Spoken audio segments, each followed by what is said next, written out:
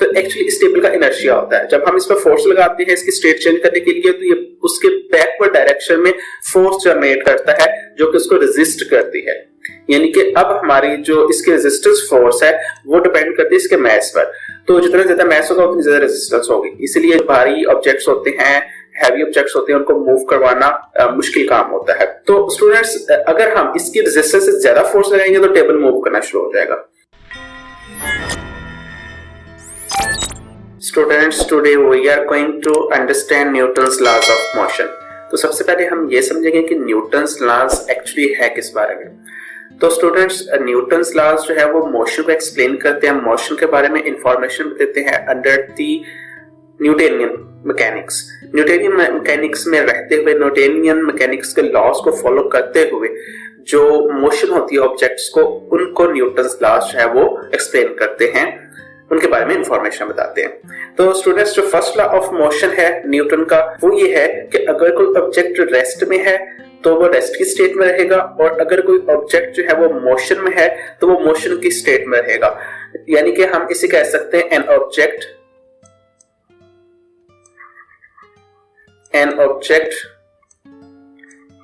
Continue its state of rest or motion until, कब तक ये कंटिन्यू करेगा अपनी स्टेट को? until no resultant force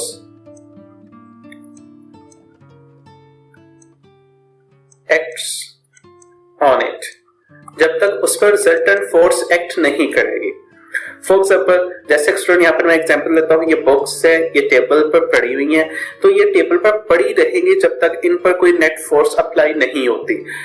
अब इन पर यानी रिजल्टेंट फोर्स अप्लाई नहीं होती, अब इन पर फोर्स अप्लाई हो रही है या फिर नहीं हो रही, हम ये देखते हैं। इन पर स्टूडेंट्स फोर्स अप्लाई हो रही है लेकिन रिजल्टेंट फोर्स जीरो है, रिजल्टेंट फोर्स अप्लाई नहीं हो रही। तो फोर्स कैसे अप्लाई हो रही है? यहाँ पर देखें कि इन बॉक्स का जो वेट है वो वर्टिकली डाउनवर्ड होगा, W, यानी कि, और वी नो दैट कि हर एक्शन का रिएक्शन होता है, जो कि थर्ड लॉ जो हमने आगे पढ़ना है। तो इस वेट के रिएक्शन में टेबल इन बॉक्स पर अपवर्ड डायरेक्शन में रिएक्शन फोर्स लगाएगा।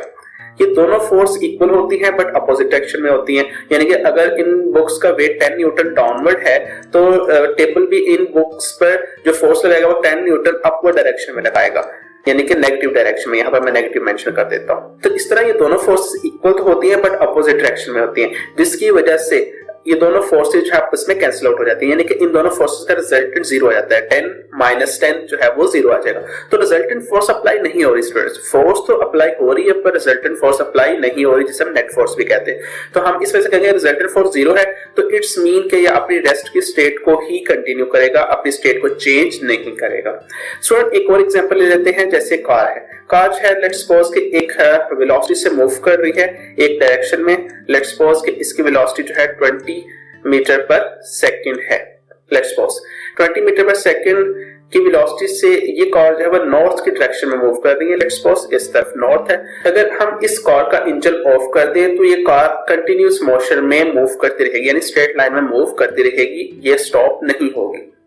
लेकिन डेली लाइफ तो एग्जांपल में तो इस तरह नहीं होता। डेली लाइफ में तो ये कार जो है वो रुक जाती है कुछ डिस्टेंस के बाद। क्यों? क्योंकि यहाँ पर जो टायर्स है यहाँ पर फ्रिक्शन हो रही होती है। ये टायर्स में फ्रिक्शन जो है वो अपोजिट डायरेक्शन में एक्ट हो रही होती है, वो फ्रिक्शन फोर्स अपोजिट डायरेक्शन में लग रही होती है, जो कि जिसकी वजह से इसकी मोशन जो है वो स्लो होती जाती है और ये स्टॉप हो जाती है, यानी अपनी स्टेट चेंज कर लेती है। अगर ये फ्रिक्शन फोर्स ना हो, जैसे कि स्पेस में डिफरेंट ऑब्जेक्ट्स मूव कर रहे हैं और अर्थ जो है वो सन के अराउंड मूव कर रही है, फ्रिक्शन नहीं है, तो जिसकी वजह से जो हमारी अर्थ है वो कंटिन्यूअसली मूव कर रही है, वो स्टॉप नहीं होती। इसी तरह अगर ये कार के टायर्स के नीचे फ्रिक्शन खत्म हो जाए तो कार हमेशा मूव करती रहेगी, कंटिन्यूअसली मूव करती रहेगी, ये स्टॉप नहीं होगी, क्योंकि यहाँ पर फ्रिक्शन इसे रोकती है, तो जिसकी वजह से ये जो कार है वो स्टॉप हो जाती है।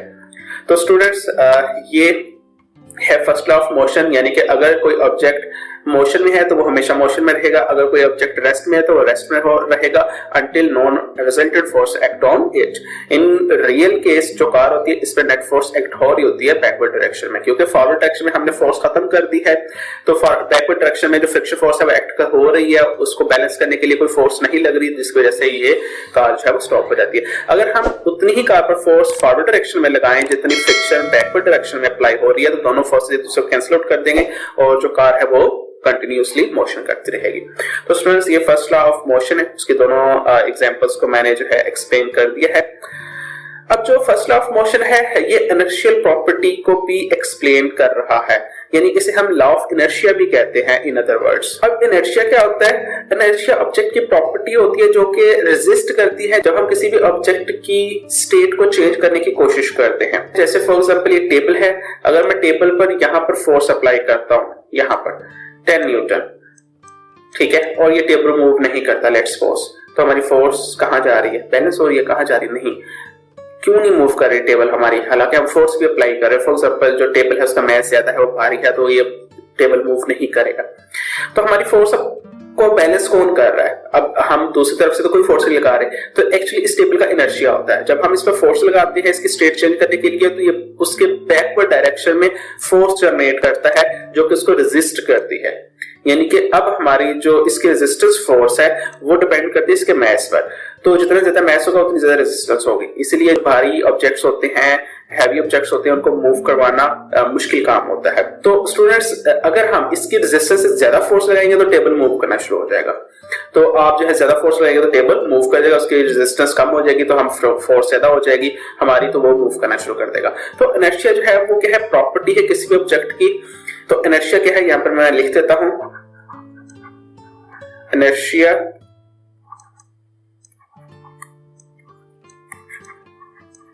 is a property of an object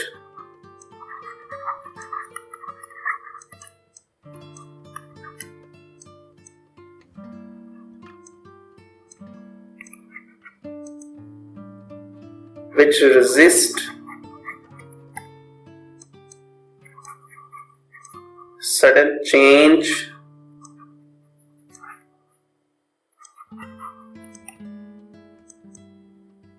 in its state of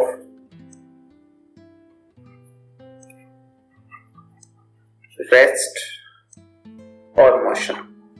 rest और मोशन कोई भी स्टेट हो, उसको जब हम सडनली चेंज करें तो उस चेंज को रेजिस्ट करता है इनर्शिया। तो फॉर एग्जांपल मैं पर्सन की एग्जांपल दे देता हूँ। एक पर्सन है, कार में बैठा हुआ है, आप स्पीडली मूव कर रहे हैं, आप ब्रेक्स अप्लाई करते हैं, कार जो है वो रुक जाती है, लेकिन आप जो है वो फॉरवर्ड डायरेक्शन मूव करते हैं, आगे की तरफ गिरते हैं। क्यों? क्योंकि हमारी जो स्टेट है पहले मोशन की है, अब हमारी स्टेट चेंज होने जा रही है, तो हमारी जो स्टेट है वो, हमारी जो बॉडी है वो मोशन में आना चाहती है, वो रेजिस्ट करती है कि मैंने रुकना नहीं है, तो फिर हम सीट बेल्ट पहनते हैं जिससे वो जो है फोर्स लगाकर हमारी स्टेट को चेंज करता है। तो ये है first law of motion in inertial form. यहाँ पर एक और एग्जांपल है, inertia can be explained bye an example of a driver and a car. If the driver suddenly accelerates his drive, he will feel a pull backwards. This pull is actually the result of inertia, that is, his body tries to resist of the change being produced.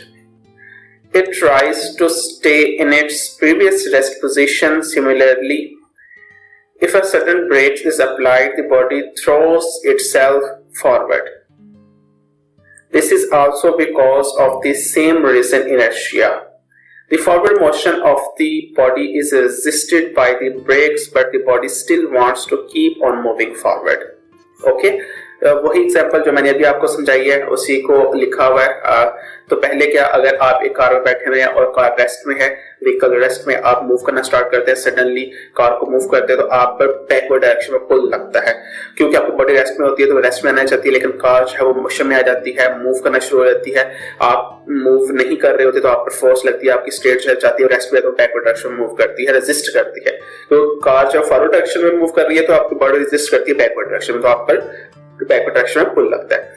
इस तरह जब आप car move कर रही हो, आप breaks apply करें तो आपकी बॉडी मोशन में है तो वो मोशन में आना चाहती है, लेकिन कार जो वो रुक चुकी है, वो ब्रेक्स अप्लाई कर चुके हैं तो आपकी बॉडी अब फॉरवर्ड डायरेक्शन में पुल होती है मोशन में रहने के लिए, ताकि वो मोशन रह सके, लेकिन आपका सीट बेल्ट जो है आपको वापस ले आता है। तो इस तरह जो है ये लॉ ऑफ इनर्शिया भी एक्सप्लेन करता है फर्स्ट लॉ ऑफ मोशन, इसे लॉ ऑफ इनर्शिया भी कहते हैं इसकी वजह से। ओके स्टूडेंट्स, तो नेक्स्ट वीडियो में हम सेकंड लॉ डिस्कस करेंगे। इस लॉ से रिलेटेड किस में कोई क्वेश्चन हो तो आप हमसे कमेंट सेक्शन में पूछ सकते हैं। अपना बहुत सारा ख्याल रखिएगा। खुदा हाफिज।